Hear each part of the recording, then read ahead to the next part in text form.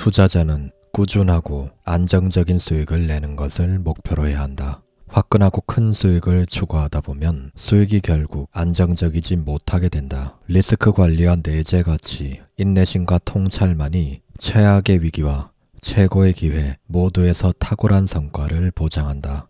안녕하세요, 라이크북입니다. 오늘 소개할 책은 투자에 대한 생각입니다. 지은이는 하워드 막스, 출판사는 비즈니스맵 출판사입니다. 이 책은 주식 투자를 하는 분이라면 투자 방식을 떠나서 꼭 한 번쯤은 읽어볼 가치가 있는 책이라 생각합니다. 하워드 막스는 가치 투자의 대가이지만 대가들의 통찰과 지혜를 편견 없이 배우려 한다면 투자의 방식이 설령 다르더라도 얻는 부분이 분명히 있다고 저는 생각합니다. 어떤 분야든 대가반열에 오른 사람에게는 분명 배울 점이 있고 뛰어난 통찰과 지혜를 가진 사람들이기 때문입니다. 제가 영감을 받은 부분과 여러분들에게 도움이 될 만한 부분을 따로 뽑아서 영상을 구성하였습니다. 영상의 모든 것을 담을 수 없기에 기회가 되신다면 직접 책을 한번 읽어보신다면 더욱 도움이 될 것이라 생각합니다. 그냥 틀어놓으시고 편안하게 들으시면 됩니다. 이 영상이 여러분에게 많은 도움이 되길 바랍니다.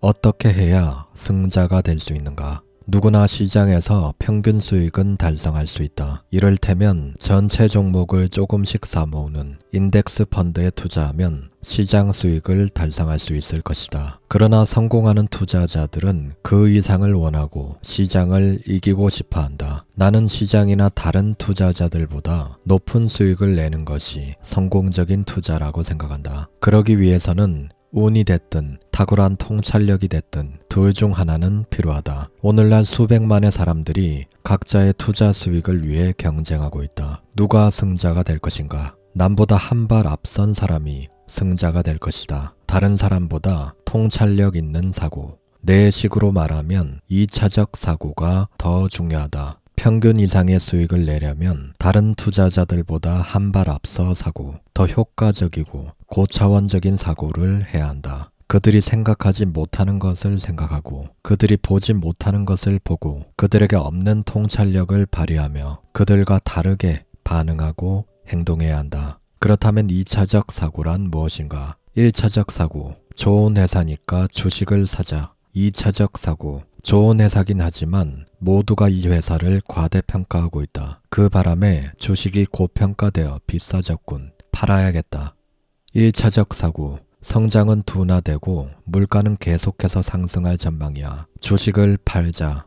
2차적 사고, 전망이 어둡군. 모두가 패닉 상태에서 주식을 팔고 있어. 그렇다면 나는 주식을 사야겠어. 이처럼 1차적 사고는 단순하고 피상적이어서 누구나 할 수 있다. 그렇지만 누구나 할 수 있기 때문에 탁월한 성과는 낼 수 없다. 2차적 사고를 하는 사람들은 결정을 내릴 때 다음과 같은 것들을 계산한다. 시장의 예측과 내 예측은 어떻게 다른가? 가격에 반영된 시장 심리가 지나치게 낙관적이거나 비관적이지 않는가? 보통의 투자자들보다 좋은 성과를 내기 위해서는 시장의 예측을 뛰어넘을 수 있어야 한다. 문제는 정확한 판단 아래 남들과 다른 예측을 했을 때만 이례적인 성과를 기대할 수 있다는 것이다. 그러나 남들과 다른 예측을 하기 어렵고 그 남다른 예측이 정확하기도 어려우며 그에 따라 행동하는 것도 어렵다. 투자자가 일반적인 행동을 하면 그것이 좋은 쪽이든 나쁜 쪽이든 평균적인 성과를 얻을 것이다. 투자자가 이례적인 행동을 할 경우에만 결과가 이례적일 것이고 마찬가지로 투자자의 판단력이 뛰어나면 평균 이상의 성과를 얻을 것이다. 남다르다는 점은 이는 소수에게만 해당되는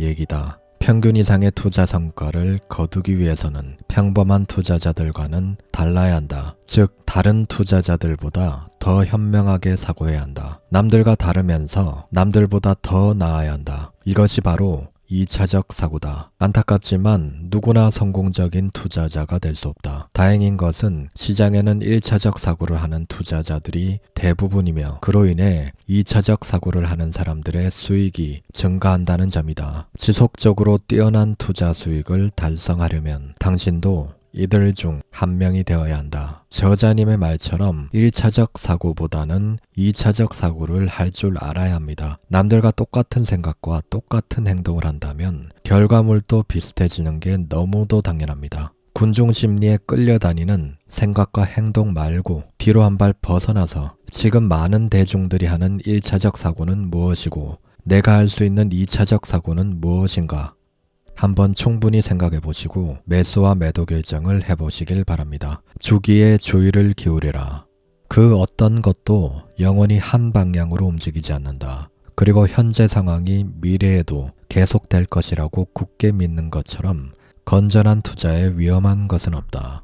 투자에는 인생에서와 마찬가지로 확실한 것은 별로 없다. 그렇지만 확신을 가져도 될 만한 것은 대부분의 것들은 주기를 따른다는 것이다. 무엇이 됐든 한 방향으로만 움직이는 것은 매우 드물다. 진척이 있으면 악화가 있고 상황이 좋았다가 악화되기도 한다. 중요한 원칙은 무엇이든 커졌다가 작아지고 증가했다가 하락한다는 것이다. 이 세상에 주기가 존재하는 근본적인 이유는 인간과 관계가 있다. 물리적인 것들은 한 방향으로만 움직일 수 있다. 가령 시간은 계속해서 흐르며 기계도 동력이 충분히 공급되는 한 마찬가지로 한 방향으로 움직인다. 그러나 역사나 경제 같은 분야의 프로세스는 인간을 포함하며 인간을 포함할 때 결과는 다양해지고 주기적으로 변하게 된다. 그 이유는 대개 인간이 감정적이고 일관되지 못하며 꾸준하지 않고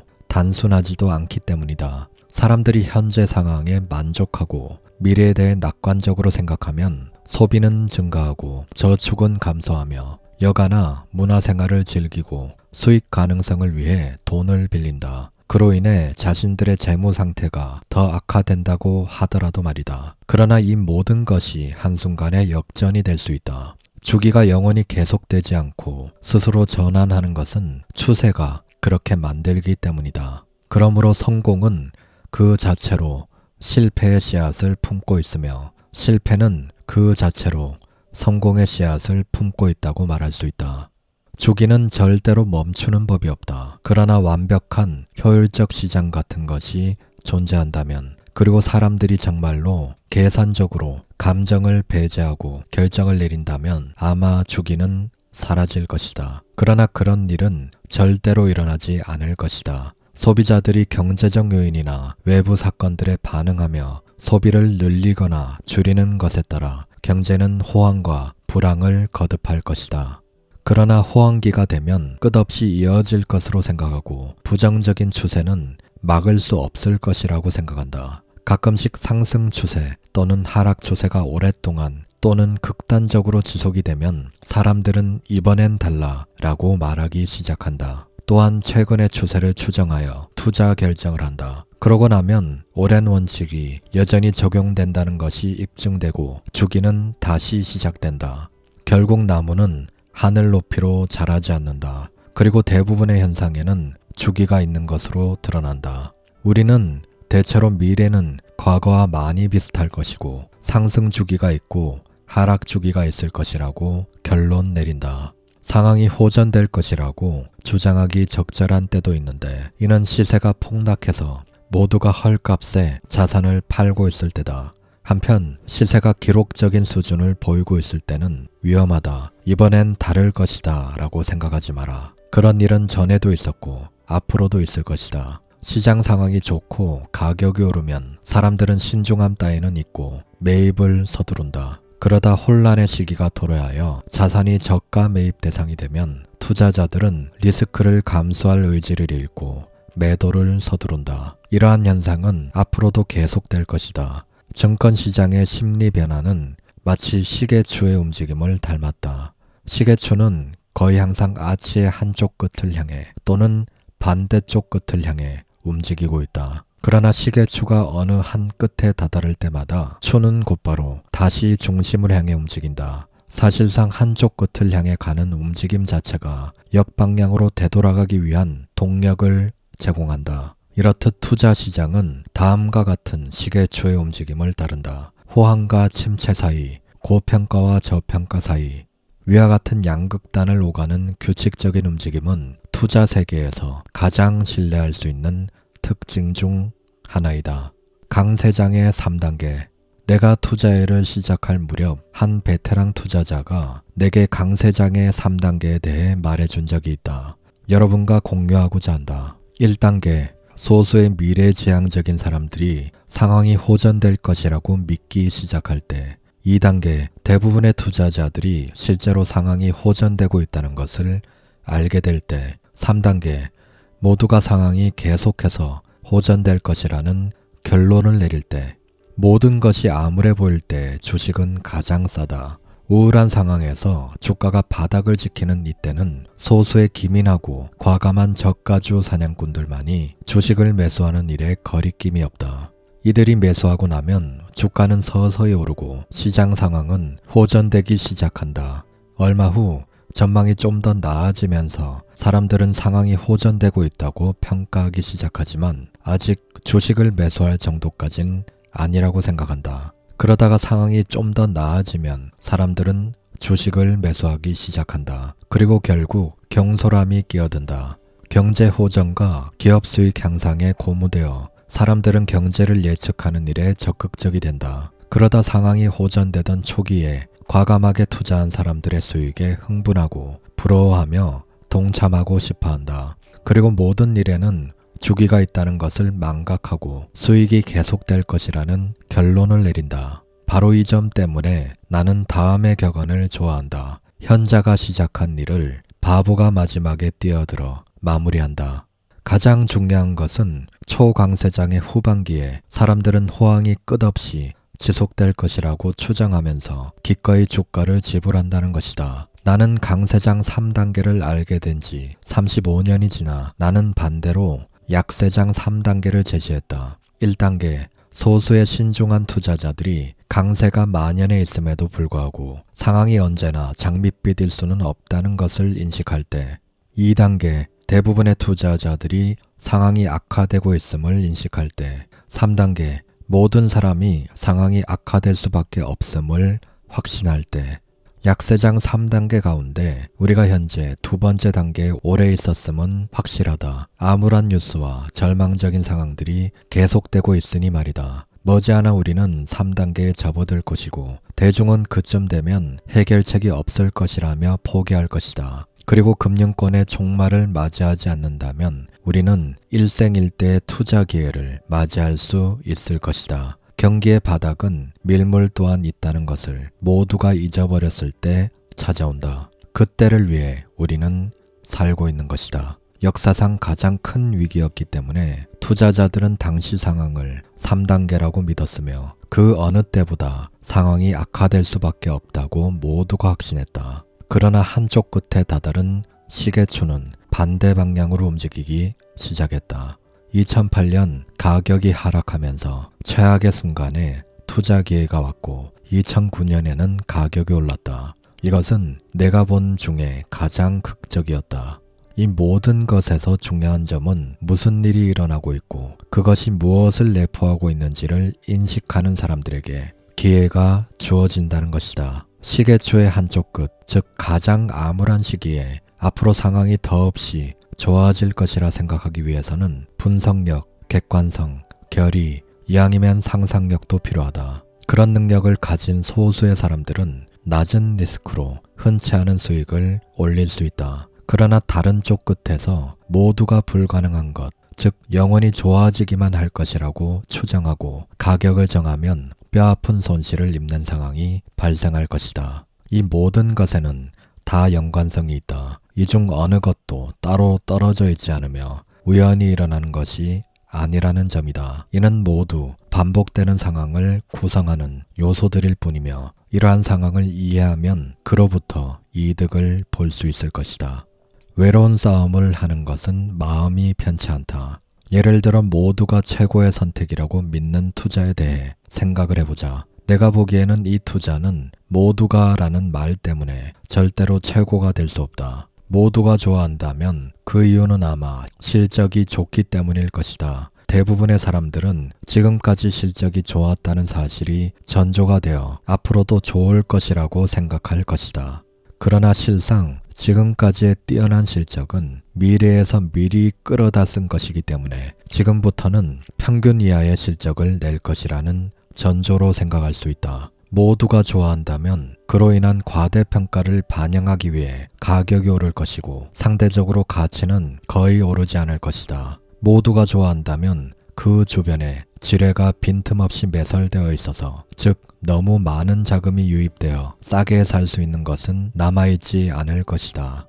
모두가 좋아한다면 만약 그 모두가 마음을 바꾸어 출구로 움직일 경우 가격이 하락하는 상당한 리스크가 있다. 뛰어난 투자자들은 언제 자산 가격이 가치에 비해 떨어질지를 안다. 그리고 자산 가격이 가치에 비해 낮을 수 있는 것은 대부분의 사람들이 그 자산의 가치를 보지 못할 때뿐이다. 따라서 모두가 좋아하는 것을 매입해서는 큰 돈을 벌 수 없다. 모두가 과소평가하는 것을 매입해야 큰 돈을 번다. 만약 당신이 다수가 믿는 이야기를 믿는다면 당신은 그들과 같은 행동을 할 것이다. 대체로 비쌀 때 사서 쌀 때 팔 것이고 리스크 없이 고수익을 낼 수 있다는 묘책에 속아 넘어갈 것이며 과거 실적은 좋았지만 앞으로 실적이 안 좋아질 자산을 사게 될 것이다. 또한 위기가 찾아오면 손실을 입을 것이고 최악의 순간으로부터 상황이 호전되어 갈 때 좋은 투자 기회를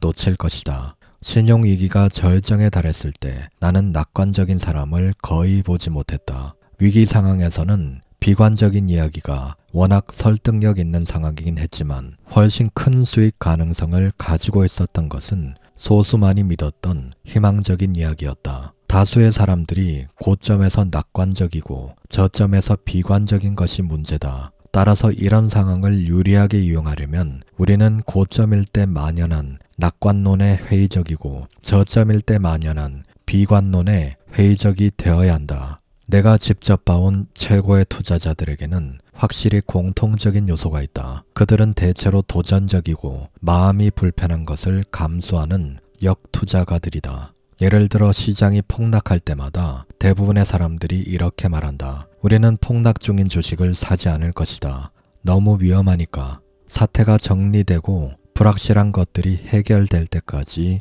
기다릴 것이다. 이 말의 의미를 달리 표현하면 두려워서 무엇을 해야 할지 모르겠다는 것이다. 확신하건대 주가가 폭락을 멈출 때쯤이면 사태가 해결되고 불확실한 것이 해결되겠지만 대신 헐값에 살 수 있는 것은 남아있지 않을 것이다. 무엇을 매입해야 하는 것에 다시 마음이 편해졌을 정도가 되면 가격이 매우 낮지는 않을 것이고 따라서 아주 싸게 사는 것은 아닐 것이다. 그러므로 엄청난 수익을 올릴 수 있는 투자를 마음 불편하게 시작하지 않았다는 것은 대체로 모순이다. 내재 가치의 개념이 매우 중요한 이유가 여기에 있다. 모두가 팔고 있을 때 역으로 살 수 있는 가치를 볼 줄 아는 견해가 우리에게 있다면 그리고 그 견해가 옳기만 한다면 최소한의 리스크로 최고의 보상을 받을 수 있게 될 것이다. 보통 투자를 할 때 마음이 좀 불편해야 올바른 투자를 한다고 볼 수 있는 거죠. 마음이 상당히 편한 곳에서 투자를 한다는 것은 엄청난 수익을 올릴 수 있다는 거하고는 좀 동떨어진 얘기죠. 마음이 좀 불편할 때 매수를 할 수 있어야 엄청난 수익을 낼 수 있는 거죠. 시장 가격이 항상 오를 수는 없다. 대부분의 사람들은 객관성을 잃게 만드는 탐욕, 공포, 그 밖에 다른 감정의 영향을 받기 때문에 언제라도 커다란 실수를 할 수 있다. 이런 실수들로 인해 시장 가격이 종종 잘못 책정되는 경우가 있다. 시장 가격이 때로는 자산의 내재 가치보다 훨씬 높거나 낮은 경우가 생길 수 있다. 가격이 크게 잘못될 수 있다는 것은 저가로 매수할 수 있는 기회도 있지만 가치에 비해 비싼 가격을 지불할 수도 있다는 의미가 된다. 비효율적 시장에서 누군가가 매수를 잘했다면 곧 다른 누군가가 너무 싸게 팔았다는 의미다. 포커와 관련된 명언 중에 이런 말이 있다. 모든 게임에는 얼간이가 한 명씩 있는데 당신이 45분 동안 게임을 하고도 누가 얼간이인지 알아내지 못했다면 얼간이는 바로 당신이다. 비효율적 시장에서의 투자도 바로 이와 같다. 나는 비효율성이 제공되는 기회에 진심으로 감사해야 한다. 시장의 비효율성은 성공적인 투자를 위한 필요 조건이기 때문이다. 투자자가 유리하기 위해서는 불안전성과 잘못된 가격을 이용할 수 있어야 한다. 이때 비싼 것보다 싼 것을 꾸준히 매입하기 위해서는 다른 투자자들보다 통찰력에서 앞서야 한다. 그러면 다른 투자자들이 찾을 수 없거나 찾지 않을 것에서 최고의 투자 대상을 발견할 수 있다. 효율적 시장을 믿는 재무학 교수가 제자와 산책을 하며 이런 대화를 나누고 있다. 저기 땅에 떨어져 있는 게 10달러짜리 지폐가 아닌가요? 아닐걸세. 그럴 리가 없지. 10달러짜리 지폐라면 이미 누군가가 집어가지 않았겠나.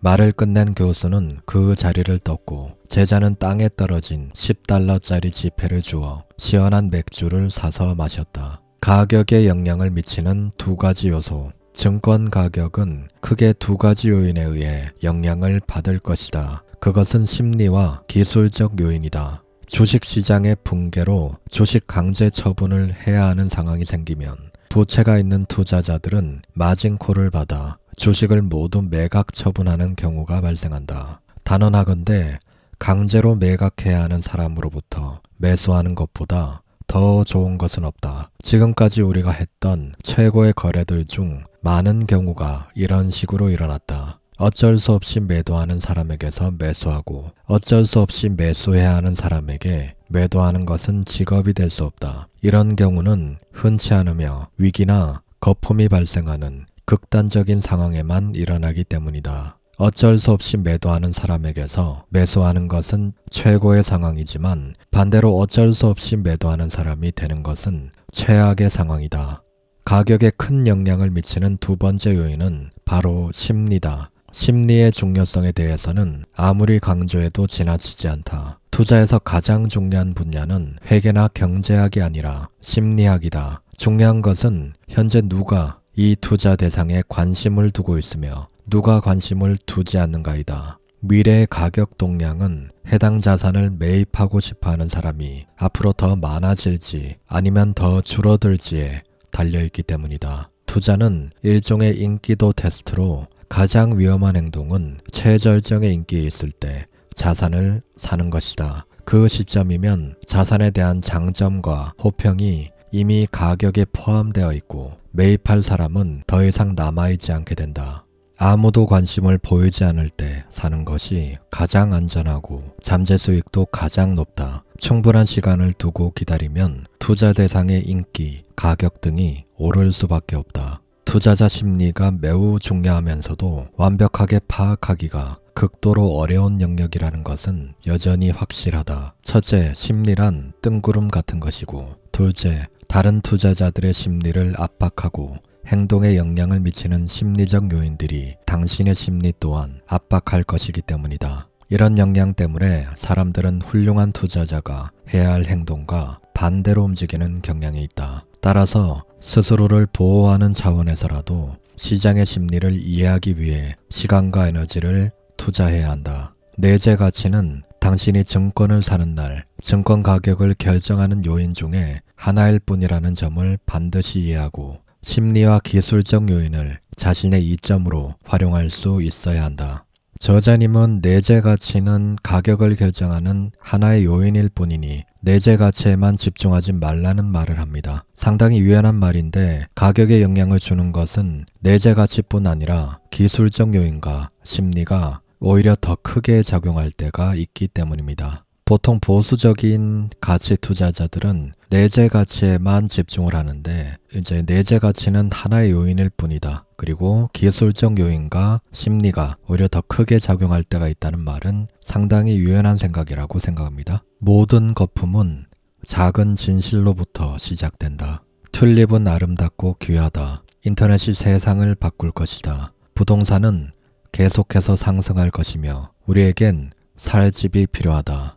소수의 현명한 투자자들은 이런 진실을 이해하고 자산에 투자하여 수익을 내기 시작한다. 그러면 다른 사람들이 이 상황에 대해 파악하고 그들을 따라 같은 자산을 사면서 자산의 가격은 오른다. 하지만 가격이 좀 더 오르면서 투자자들은 쉽게 돈을 벌 수 있을 것이라는 가능성에 더욱 격앙되어 시장 가격이 적당한지에 대해서는 점차 생각하지 않게 된다. 앞에서 말한 극단적인 상황이 발생하는 것이다. 어떤 물건의 가격이 오르면 사람들이 이를 덜 찾기 마련이지만 투자에서는 가격이 오를수록 더 찾는 경향이 있다. 예를 들어 2004년부터 2006년까지 사람들은 주택과 아파트에 대해 좋은 점만 생각했다. 주택 소유라는 아메리칸 드림에 동참하고 싶다는 열망, 물가 상승의 혜택을 누릴 수 있을 것이란 기대, 주택담보대출 이자가 싸고 소득 공제를 받을 수 있다는 사실, 그리고 주택 가격은 계속 오르기만 할 것이라는 생각이 일반적으로 인정되는 상황이었다. 그러나 그 다음 이야기가 어떻게 전개되는지는 우린 모두 잘 알고 있다. 손실이 날 리가 없지라는 식의 부적절한 사고방식은 결국 어떤 결과를 낳았는가? 테마주 거품에서 매수자들은 다른 누군가가 자신의 주식에 더 큰 돈을 지불할 것이라는 확신이 있었기 때문에 주가가 너무 비싸지는 않은지에 대해 걱정하지 않았다. 그러나 불행하게도 더 큰 바보 이론에도 한계는 있다. 마침내 가치에 대한 평가가 작동되기 시작하면서 궁지에 몰린 사람들은 자신들이 초래한 결과를 받아들여야만 했다. 주식의 긍정적인 면들이 진짜라고 해도 가치보다 큰 금액을 지불하면 손실이 발생할 수 있다. 그렇지만 다른 사람들이 누리고 있는 것으로 보이는 엄청난 수익 때문에 테크주를 사지 않겠다고 결심한 사람들도 결국엔 굴복하게 된다. 시장의 고점은 시장 참가를 거부했던 마지막 한 사람이 주식을 사면서 찍게 된다. 그 시기는 대체로 주식의 내재 가치 변화와 무관하다. 가격이 너무 비싸는 이제 떨어질 거야와 같은 말이 아니다. 비싼 가격이 오래 갈 수도 있고 그보다 더 비싸질 수도 있다. 결국 그래도 내재 가치가 문제가 된다. 가치보다 너무 비싸지면 결국 문제가 발생한다는 말입니다. 그 시간이 언제가 될지 몰라도 결국에는 그 가치를 따라가게 되는 거죠. 거품이 발생하면 시장 모멘텀의 열풍이 가치와 적정가가 있던 자리를 차지하고 탐욕은 분별력을 흐린다. 성실한 가치 투자의 정반대는 가격과 가치 사이의 관계가 철저히 무시된 채 발생한 거품을 아무 생각 없이 쫓는 것이다. 존 메이너스 케인스는 말했다. 시장은 생각만큼 합리적이지 않아서 당신의 상환 능력이 바닥날 때까지 비합리적인 상태로 있을 수 있다. 가치보다 싸게 사려는 노력이 실패할 때도 있지만 그것이 우리가 할 수 있는 최선의 선택이다. 리스크란 무엇인가? 투자는 정확히 한 가지로 이루어진다. 바로 미래를 상대하는 것이다. 문제는 우리 누구도 미래에 대해 확실히 알지 못하므로 리스크를 피할 수 없다는 것이다. 따라서 리스크에 대처하는 것은 투자의 필수 요소다. 리스크에 확실하게 대처하지 않는다면 장기간 성공하지는 못한다. 그렇기에 첫 번째로 이해할 일은 리스크를 이해하는 것이며 두 번째는 리스크가 높을 때 그것을 인지하는 것이고 가장 중요한 세 번째는 리스크를 제어하는 것이다. 리스크 평가가 투자에 필수적으로 다뤄야 할 요소라고 말하는 데는 세 가지 중요한 이유가 있다. 첫째, 특정 투자 대상을 고려하고 있는 투자자는 자신의 선택한 대상에 얼마큼의 리스크가 존재하는지 그 리스크를 감수할 수 있을지에 대해 판단해야 한다. 둘째, 어떤 투자 대상을 고려하는 중일 때 당신의 결정은 잠재 수익뿐 아니라 그에 수반되는 리스크도 직시하려는 노력을 해야 한다. 셋째, 투자를 하면서 감수했던 리스크 역시 꼭 평가해야 한다. 이건 사후 평가죠. 투자를 하기 전에 수익 대비 리스크가 얼마나 되는지부터 먼저 생각해야 한다는 말입니다. 이거는 기술적 분석을 하는 사람들이 가장 먼저 생각해야 되는 부분인데 기본적 분석을 할 때도 이렇게 수익 대비 리스크를 판단하는 것부터 하는 게 아무래도 중요합니다. 매수를 해서 수익 낼 생각에만 빠져 있기보다는 리스크를 항상 생각하고 평가하는 자세가 정말 중요합니다. 리스크는 불규칙적으로 나타난다. 호황기에는 사람들이 인지 기능을 제대로 발휘하지 못하는 경향이 있다. 앞으로 닥칠 리스크를 인지하지 못한 채 자신의 능력을 과대평가하는 경향이 있는 것이다. 훌륭한 투자자는 수익을 창출하고 리스크를 제어할 수 있어야 한다. 그리고 리스크를 제어하려면 리스크를 인식하는 것이 절대적으로 선행되어야 한다. 이것은 2007년 내가 쓴 글이다. 2008년 세계 금융위기가 터지기 전 상황 같습니다. 우리는 현재 어떤 상황에 있는가? 우선 회의, 공포, 위험 회피 수준이 낮다는 것을 알 수 있다. 늘 해오던 안전한 투자의 수익이 너무 적기 때문에 대부분의 사람들이 리스크가 큰 투자를 선뜻 시작한다.